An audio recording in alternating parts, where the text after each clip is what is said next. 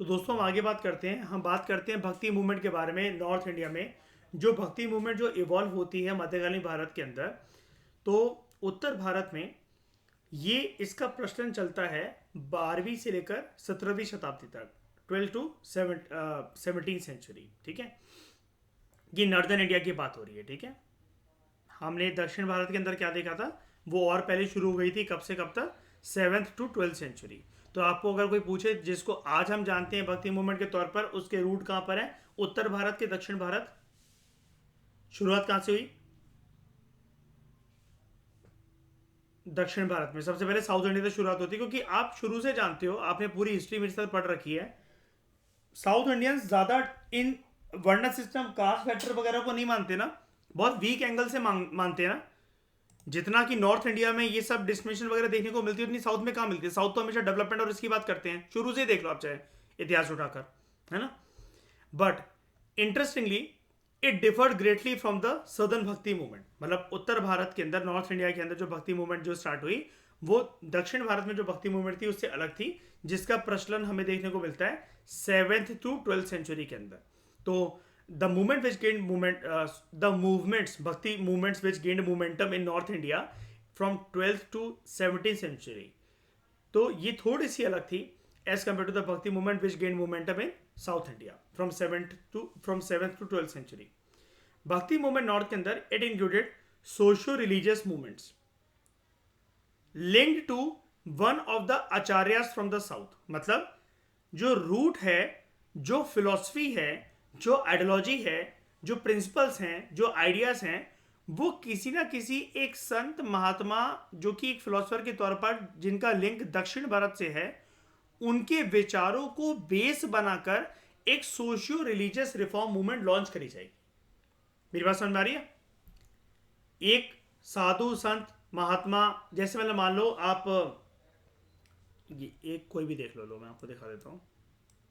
आप शंकराचार्य को तो जानते ही होगे, नाम तो सुना ही होगा। ठीक है, मान लो शंकराचार्य जी के कोई विचार है, ये दक्षिण भारत से हैं। ठीक है, अब इनके विचारों को आगे चल के लोगों ने माना और वो विचार उत्तर भारत के अंदर जाकर फेमस हो गए। लोगों के अंदर उनकी एक्सेप्टेंस बढ़ गई उनके विचारों की। उनके विचार से लोग सहमत है काफी ज्यादा। तो उन्होंने अपनी सोशियो रिलीजियस रिफॉर्म मूवमेंट्स को नॉर्थ इंडिया के अंदर जो एक नाम दिया, वो किसी एक दक्षिण भारत के आचार्य लाइक शंकराचार्य के नाम पर नाम दिया, माधवाचार्य के नाम पर नाम दिया, तुकाराम जी के नाम पर नाम दिया, दादू के नाम पर नाम दिया। ये सारे के सारे रिफॉर्मर्स हैं, आचार्यस हैं। ठीक है, अभी हम पढ़ेंगे इनके बारे में। तो भक्ति मूवमेंट जो नॉर्थ इंडिया के अंदर जो स्टार्ट हुई, it is sometimes seen as continuation of the movement that originated in the south. So despite similarities in the tradition of the two regions, the idea of bhakti varied in terms of the teachings of each of the saints. मतलब दक्षिण भारत और उत्तर भारत के जो bhakti cents थे, उनके विचारों के अंदर थोड़े से हमें डिफरेंसेस देखने को मिलते हैं, क्योंकि एक तो टाइमलाइन भी अलग है। दक्षिण भारत के अंदर 7th to 12th सेंचुरी और यहाँ पर 12th to 17th सेंचुरी। दक्षिण भारत के अंदर इतनी उथल पुथल हमें देखने को नहीं मिलती थी जितनी नॉर्थ इंडिया के अंदर हमें देखने को मिलती थी। मतलब बहुत सारे फैक्टर्स हैं जिसकी वजह से नॉर्थ इंडिया में जो भक्ति रिफॉर्मर्स हैं वो अलग तरीके से लोगों को समझाएंगे as compared to south India के अंदर जो भक्ति रिफॉर्मर्स हैं, जो आचार्यस हैं, जो ओरिजिनली जिन्होंने लोगों को अपने साथ जोड़ा था, उनके विचार कुछ अलग थे। ठीक है, और एक तो जमाना भी अलग है और रीजन भी दोनों के दोनों अलग है। तो नॉर्दर्न मेडिवल की मतलब उत्तर भारत में जब मध्यकालीन भारत जब चल रहा था, वहां पर जो भक्ति मूवमेंट का प्रचलन जो स्टार्ट हुआ, it was influenced by the spread of Islam in India. यहां पर हमें एक चीज नहीं बोलनी चाहिए कि बात अगर 12वीं से 17वीं शताब्दी की हो रही है, तो आप जानते हो शायनी के अरब ट्रेडर्स जो है उनका आगमन होना शुरू हो गया था, और उसके बाद आप जानते हो दिल्ली सल्तनत और मुगल एम्पायर, यानी कि उत्तर भारत पूरी की पूरी तरीके से इस्लाम की चपेट में था because of the arrival of rulers from central Asia, west Asia, Islamic rulers, है ना। तो significant characteristics of Islam such as monotheism, belief in one God. Islam किस प्रिंसिपल में मानता है बताओ? अल्लाह के अलावा और कितने भगवान होते हैं इस्लाम में?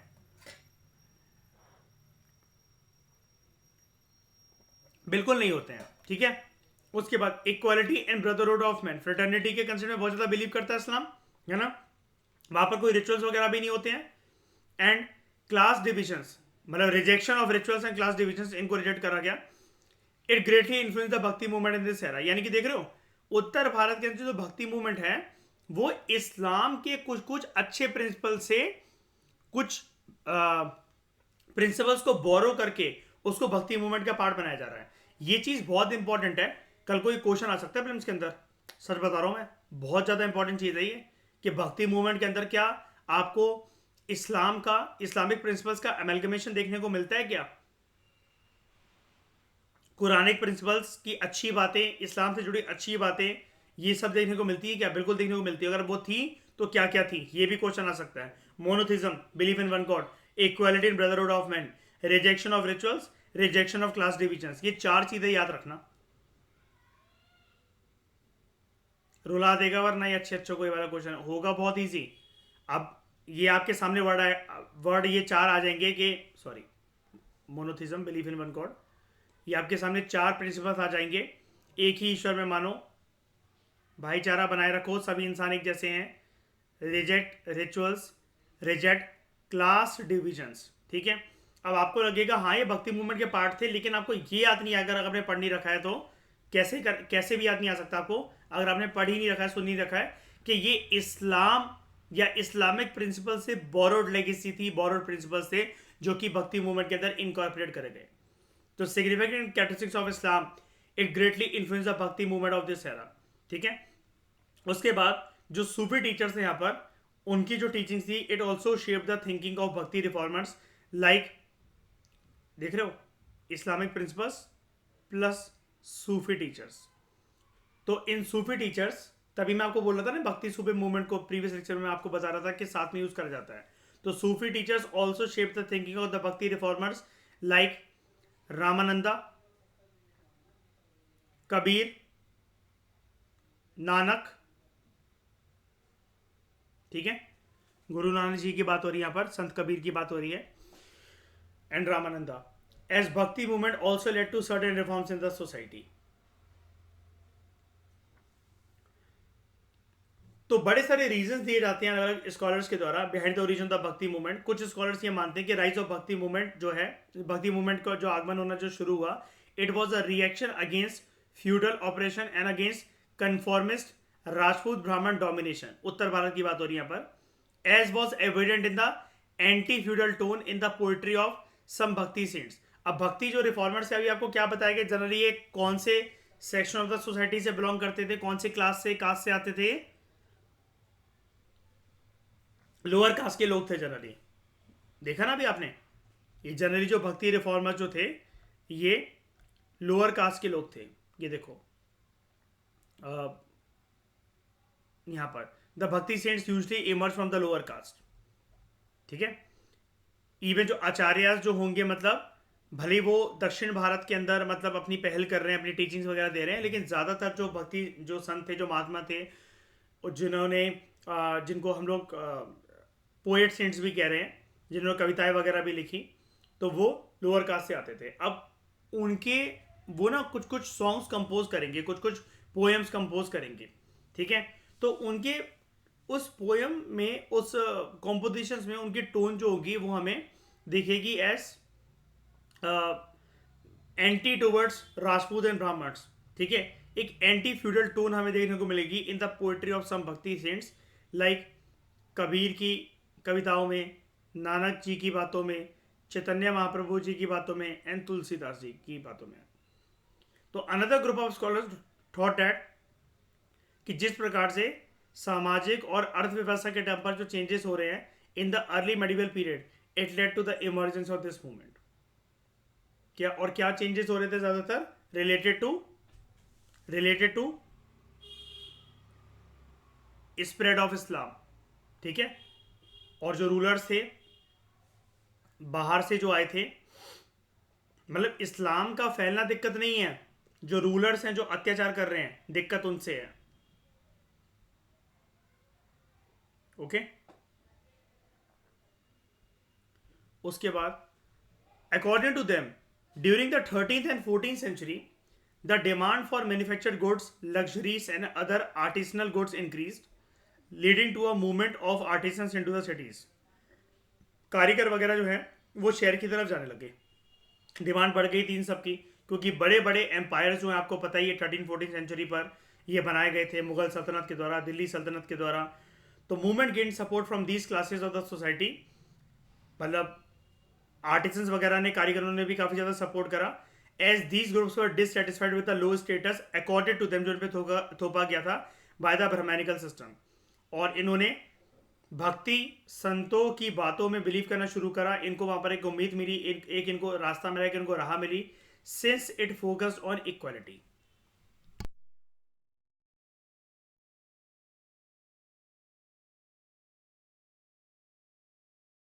नेक्स्ट है, दो there is no single opinion about the origin of the bhakti movement, there is unanimity of thought over the fact. मतलब यहाँ पर कोई एक ओपिनियन नहीं है किसी का कि भक्ति मूवमेंट ओरिजिनेट कैसे हुई, इसका कोई परफेक्ट डे कौन सा था, सबसे पहले कोई पर्सन कौन सा था, लेकिन सभी लोग एक विचार से सहमत होते हैं that bhakti movement focus on the message of equality and devotional surrender to the personally conceived supreme God. आपने जिसको भी अपना सुप्रीम गॉड माना है, आपने जिसको भी अपना इष्ट देव या इष्ट देवी माना है, आप पूरी तरीके से अपने आप को उनकी तरफ न्योछावर कर दो, कुर्बान कर दो, अपनी भक्ति को उनके प्रति ओरिएंट कर दो पूरा का पूरा तरीके से। और जैसा कि अगेन मैं अपनी बात को रिपीट कर रहा हूँ, जिस प्रकार का रिलेशनशिप आप संबंध अपने इष्ट देवी से या किसी भी देवी देवता से बनाना चाहते हो तो आप वो कर सकते हो। तो भक्ति मूवमेंट जो है वो दो स्कूल ऑफ थॉट में या दो आइडियोलॉजिकल स्ट्रीम में डिवाइड करके देखी जाती है। कुछ भक्ति सेंट्स या फिर जो ग्रुप्स थे वो ये मानते थे कि ईश्वर का एक आकार होता है तो मूर्ति पूजन करना सही है। दूसरे लोग ये मानते थे कि ईश्वर को हमने देखा ही नहीं है, ये आकार, ये जो मूर्ति कला, ये जो उनकी शेप है, ये सिर्फ एक हमारी इमेजिनेशन है। वो ईश्वर जो है वो हमारे लिए एक एनर्जी है। हम अपने ईश्वर को अपनी आंखें बंद करके जिस वे में आइडलाइज करते हैं, तो मुझे उसमें कोई शंख, गदा, चक्र, चार हाथ, ठीक है, सर के पीछे हेलो हो सकता है नजर ना आए। तो यहां पर जो दो डिबेट शुरू हुई उसको लेकर उसके चलते दो आइडियोलॉजिकल स्ट्रीम्स, दो स्कूल ऑफ थॉट इमर्ज हुए, विच इज रिगार्डेड एज सब स्कूल्स ऑफ भक्ति मूवमेंट। ठीक है, सरगुण भक्ति और निर्गुण भक्ति। तो हम बात करें सगुण भक्ति की, या सरगुण भक्ति भी इसको बोला जाता है, आप इसको ऐसे भी लिख सकते हो, कोई दिक्कत नहीं है। सरगुण, निर्गुण। अब इसका मतलब क्या होता है? Gods with various attributes and forms. निर्गुण मतलब आप देख रहे हो, निर्गुण, gods without any attributes, forms और कैरेक्टरिस्टिक्स। ठीक है, तो सरगुण भक्ति वाले जो पोएट सेंट्स थे वो ये मानते थे कि जो ईश्वर है उसका कोई भी आकार, शेप या कोई एक फॉर्म या एट्रीब्यूट नहीं है उसका। और इंसानों की बात ये भी है, जब पूछा जाता था इनसे कि आप ऐसा क्यों कहते हो, वो ये बोलते थे कि देखो, कोई भी इंसान इस चीज को प्रूव तो कर नहीं सकता कि देवी देवता दिखते कैसे हैं। तो कई लोगों का जो पर्सनल इनकाउंटर होता है किसी यूनिवर्सल एनर्जी के साथ, अपने अपनी देवी देवताओं के साथ, तो वो उनका एक अलग तरीके से होता है। ठीक है, तो ये चीज बहुत पर्सनल चीज है कि आप अपने ईश्वर को कैसे देख रहे हो, या आपका मिलन आपके ईश्वर के साथ कैसे हुआ है। फिर चाहे वो आपने जब आंखें बंद करी हुई थी तब हुआ, या फिर रियल जिंदगी के अंदर आपका कोई इनकाउंटर होगा जहां पर कोई पर्सन भगवान के रूप में आपके जीवन के अंदर चले आया और आपको बहुत बड़ी मुसीबत से बाहर निकाल दिया, या फिर आपका उससे एक इंटरेक्शन हुआ, कोई मुसीबत नहीं थी, नॉर्मल एक इंटरेक्शन हो गया कि आप बहुत टाइम से अपने इष्ट देव को पुकार रहे थे और इष्ट देव आपसे आपके मिलने चले आए, और उस मीटिंग के बाद आपको रियलाइज हुआ ये तो ईश्वर थे, ये तो मेरे प्रभु थे जो कि मुझसे मिलने आए थे और मुझे कितना प्यारा मैसेज देकर चले गए। इनका यह मानना था कि इंसान की इतनी ज्यादा बड़ी औकात या हस्ती हो ही नहीं सकती, और पोएट सेंट्स खुद भी बोलते थे कि हमारी भी नहीं। और पोएट सेंट्स कोई ऋषि, महात्मा, साधु संत, ये वो वाले नहीं है कि मंदिर के अंदर पुजारी हैं, पुरोहित हैं, या कुछ भी है। ये बस भगवान की भक्ति में लीन थे। इनको लगा जैसे ईश्वर की प्राप्ति हमने कर ली है, ऐसे हम दूसरों को भी रास्ता दिखा सकते हैं। अब एक बात बताओ, गौतम बुद्ध के भगवान थे? उन्होंने कभी भी अपने आप को भगवान बोला नहीं ना, नॉर्मल लोगों के साथ ही रहते थे, मनुष्य वगैरह बनाकर। लेकिन मेडिटेशन करने के बाद जैसे उन्होंने एनलाइटनमेंट की प्राप्ति करी, तो एनलाइटनमेंट की प्राप्ति करने के बाद उनके मन के अंदर यही तो आया था ना इसमें कि मैं दूसरे लोगों को भी आश्रम में सिखा देता हूँ कि ये लोग परेशान रहते हैं इतना मेटलिस्टिक मेंटालिटी में, हमारे पास ये नहीं है वो नहीं है ना, और परेशान है वो हिंदुज्म की रिचुअलिस्टिक ट्रेडिशंस वगैरह से, तो क्यों ना हम उनको एक रास्ता दिखा दें। यही तो सोचा था ना वर्तमान महावीर गौतम बुद्ध ने।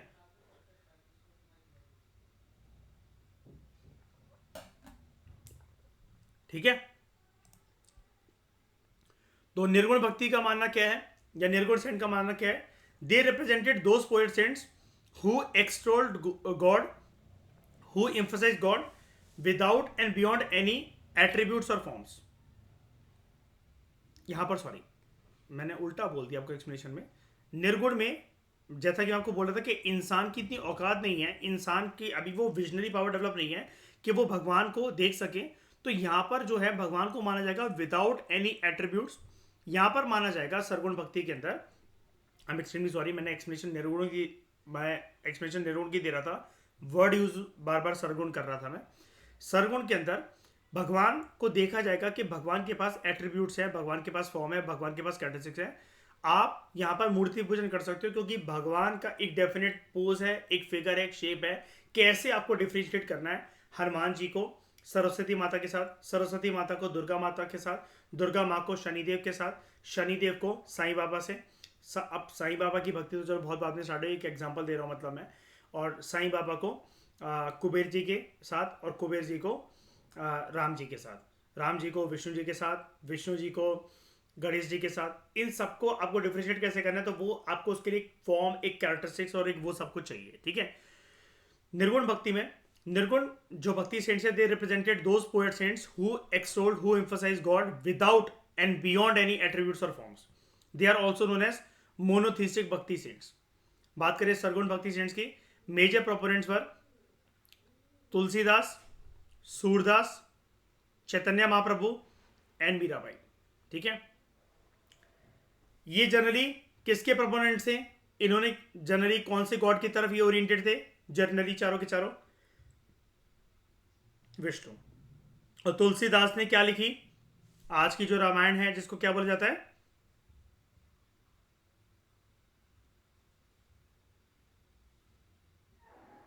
रामचंद्र मानस, शाबाश। And proponents of nirgun bhakti पर Kabir and Nanak. Sargun poet saint जो हैं उन्होंने माना कि कास्ट सिस्टम सही है and they supported the supremacy of the Brahmans. They preached a religion of surrender and simple faith in personal God while also supporting idol worship. यहां पर मैं एक बात आपको क्लियर करवाना चाहता हूं, इन्होंने जो कास्ट सिस्टम का, जो ब्राह्मणों की सुप्रीमेसी को जो माना ना, सिंपल सा बस ये बता, ये कोई डिस्मिशन यहां पर नहीं करवाना चाह रहे थे। अगर ये करवाना चाह रहे होते तो एक बार बताओ, भक्ति मूवमेंट का तो कोर एम यही है कि डिस्मिशन नहीं होने देनी है। इनका बस ये मानना रहता था कि देखो भगवान को आप एक एट्रीब्यूट, एक फॉर्म के अंदर फॉलो कर रहे हो, आप उनका एक आकार इमेजिन कर रहे हो। जब आप उनकी भक्ति करोगे तो प्रॉपर भक्ति किस तरीके से होती है रिचुअल्स के साथ, आपको उसकी प्रक्रिया पता होनी चाहिए। वरना आप हो सकता है कि अच्छे की जगह कुछ गलत कर बैठो, कुछ बुरा कर बैठो, फिर आप कहो कि मैंने तो भक्ति करी थी, ऐसा करा था, वैसा करा था, मुझे तो फल ही नहीं मिल रहा। ठीक है, निर्गुण की बात करें तो on the other hand nirgun poet saints rejected the varnashram, water system and the authority of Brahmans and all conventions based on caste distinction along with the practice of idolatry. मतलब कोई मूर्ति पूजा नहीं, जैसा कि नाम ही है निर्गुण, कोई मूर्ति पूजा नहीं, कोई वर्ण सिस्टम नहीं। ठीक है, ब्राह्मण की कोई अथॉरिटी नहीं, उनकी कोई सुप्रीमेसी नहीं। इन्होंने निर्गुण भक्ति सेंट्स ने इन सब चीज़ों को जो था वो रिजेक्ट करा। और उसके मेजर प्रोपोनेंट कौन दिख रहे हैं आपको? कबीर एंड नानक। कबीर के दोहे बहुत फेमस हैं अगर आपको पता हो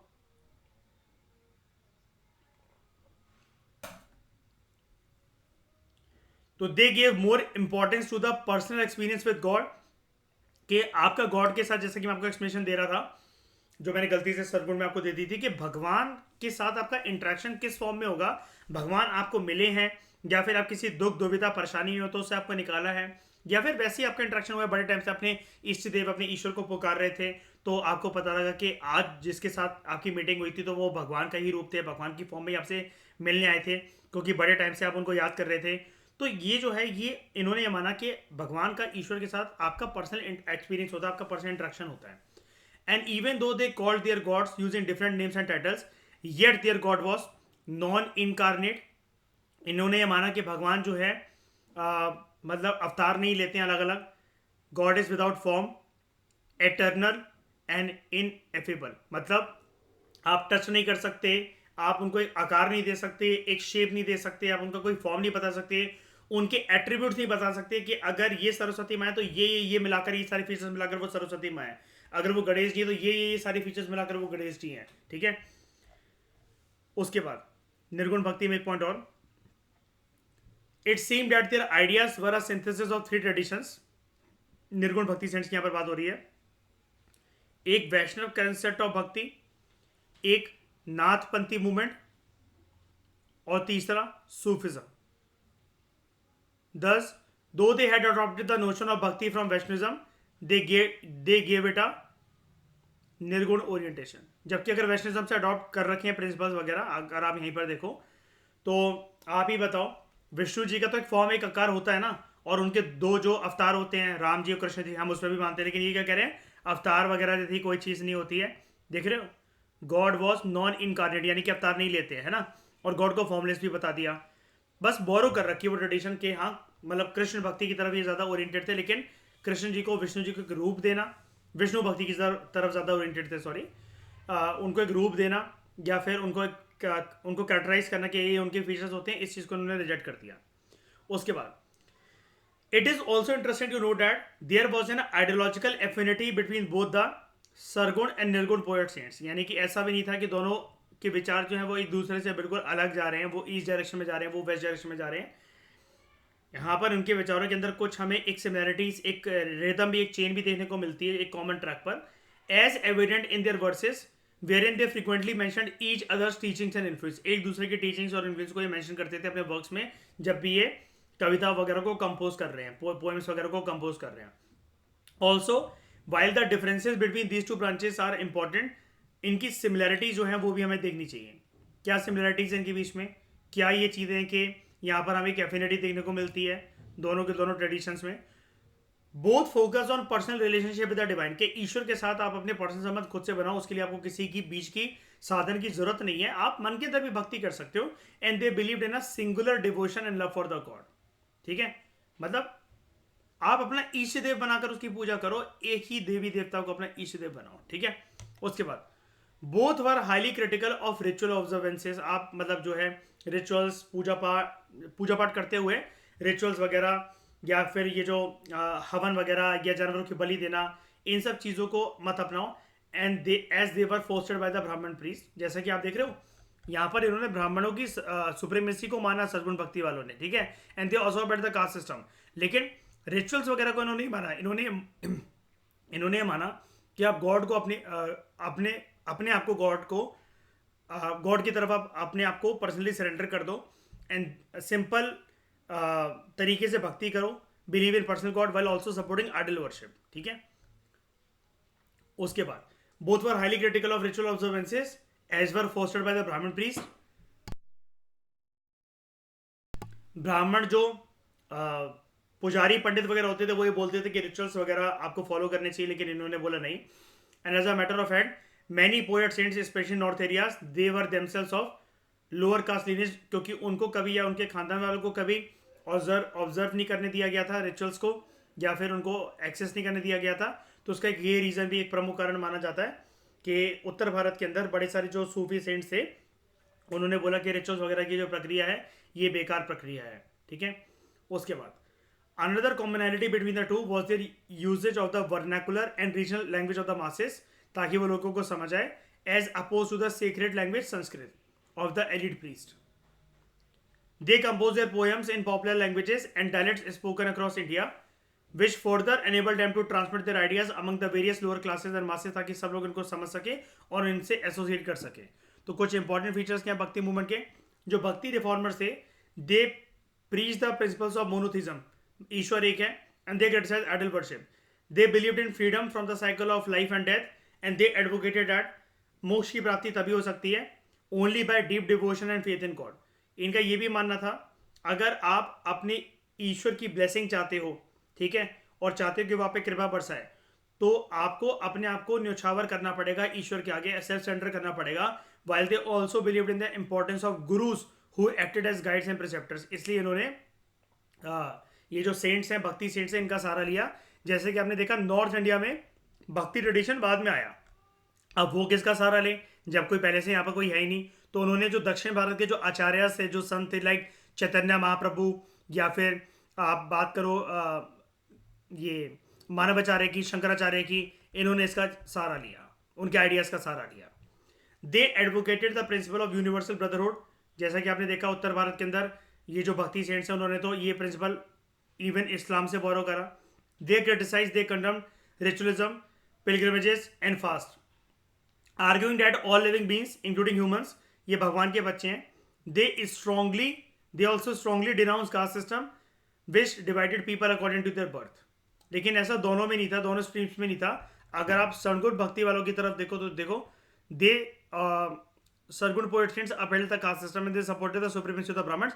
लेकिन यहाँ पर ये नहीं कहते थे कि कास्ट सिस्टम, इन्होंने बोला ठीक है, यहाँ पर पर्सन को अगर भगवान की आराधना करनी, मैंने आपको बोला था ना कि यहाँ पर इसको नेगेटिव कोनोटेशन के साथ मत देखना कि ये तो ब्राह्मण की सुप्रीमेसी को बता रहे हैं. इन्होंने बताया ब्राह्मण की सुप्रीमेसी इसलिए ठीक है क्योंकि उनको पता है कि प्रॉपर तरीके से ईश्वर वगैरह की आराधना करनी कैसे है, उसमें कोई गलत बात नहीं है. दूसरी चीज इन्होंने बोला कास्ट सिस्टम ठीक है अपने आप में, आप कास्ट सिस्टम को ओरिजिनल फॉर्म में प्रैक्टिस करो, ओरिजिनल फॉर्म में देखो, उनको ऐसे मत देखो कि जो कास्ट सिस्टम है वो लोगों के बीच में भेदभाव करता है, लोगों को डिवाइड करके रख देता है. इससे कोई मतलब नहीं है कास्ट सिस्टम का. पर्सन उसी कास्ट के अंदर रहकर भी भगवान की भक्ति कर सकता है, उसको सेंसिटाइजेशन करने की जरूरत नहीं है. ये टर्म इन्होंने यूज नहीं करी, मतलब मैं ये आपको बता रहा हूं क्योंकि आप जानते हो उसका मतलब. लोगों को सेंसिटाइजेशन करने की जरूरत नहीं है भक्ति को फॉलो करने के लिए.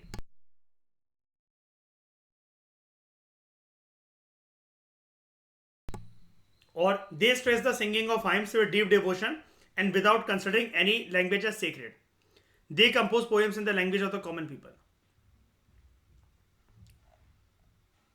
अब हम नेक्स्ट लेक्चर में बात करेंगे कुछ इंपॉर्टेंट लीडर्स भक्ति मूवमेंट के साथ एसोसिएटेड, और बात करेंगे अपनी शंकराचार्य जी से. ठीक है, उनकी टीचिंग्स को सीखेंगे, उनके प्रिंसिपल्स को जानेंगे. इस डिस्कशन में दोस्तों फिलहाल इतना ही.